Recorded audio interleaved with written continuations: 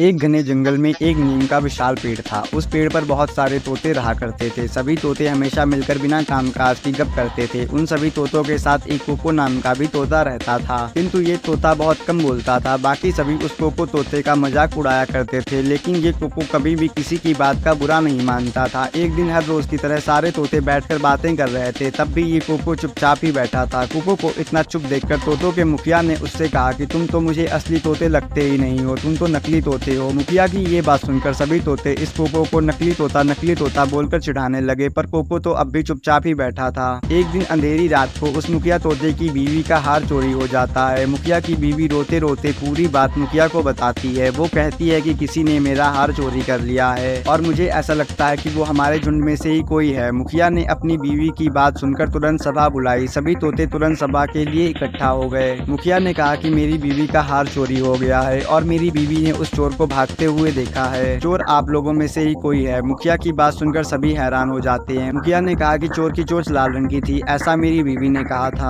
अब सारे तोते कोको और हैरी को देखने लगते हैं, क्योंकि इस पूरे तोतों के झुंड में सिर्फ इन दोनों की ही चोंचें लाल रंग की थी। सभी तोते मुखिया से कहते हैं कि आप चोर का पता लगाइए। मुखिया सोचता है कि ये दोनों तोते तो मेरे अपने हैं, मैं कैसे इनसे पूछ सकता हूँ कि क्या आपने चोरी की है। मुखिया ने एक कौवे को इसका पता लगाने के लिए मदद ली। असली चोर कौन है ये पता लगाने के लिए कौवे को बुलाया गया। कौवे ने लाल चोंच वाले कोको तथा हैरी तोते को अपने पास बुलाया। कौवे ने दोनों तोतों से पूछा कि तुम चोरी के समय कहाँ थे। कौवे का प्रश्न सुनते ही हैरी तोता जोर जोर से चिल्लाकर बोलने लगा कि मैं उस समय सो रहा था। कोको ने धीरे से जवाब दिया कि मैं उस रात सो रहा था। इन दोनों की बात सुनकर अब कौवे ने कहा कि तुम दोनों अपनी बात साबित करने के लिए क्या कर सकते हो। तभी हैरी तोते ने तेज आवाज में कहा, मैं तो उस रात सो रहा था और ये बात सभी जानते हैं कि ये चोरी कोको ने ही की होगी, इसीलिए वह इतना शांत होकर खड़ा है। कोको ने फिर धीमी आवाज में कहा कि मैंने ये चोरी नहीं की है। इतना सुनकर कौवा मुस्कुराकर बोला कि चोर का पता लग गया है। मुखिया ने कहा, बताओ कौन है असली चोर। तभी कौवे ने कहा कि असली चोर हैरी है, उसने ही हार की चोरी की है। कौवे की बात सुनकर मुखिया ने और बाकी सभी ने कौवे से पूछा कि यह आप कैसे कह सकते हैं। कौवे ने बताया कि हैरी तोता जोर जोर से चिल्लाकर अपने झूठ को सच साबित करने में लगा था, किंतु कोको तोता अपनी बात को आराम से कह रहा था। हैरी तोता बहुत बोलता है, उसकी बात पर भरोसा नहीं किया जा सकता। इसके बाद हैरी तोता अपना जुर्म कबूल कर लेता है और मुखिया से माफी मांग लेता है। बाकी सारे तोते हैरी तोते को कड़ी से कड़ी सजा दिलवाने के लिए मुखिया से कहने लगे। तभी कोको तोते ने कहा कि हैरी की ये गलती पहली बार की है और उसने अपनी गलती भी मान ली है, इसीलिए हमें उसे माफ कर देना चाहिए। मुखिया ने कोको की बात सुनी और हैरी को माफ कर दिया।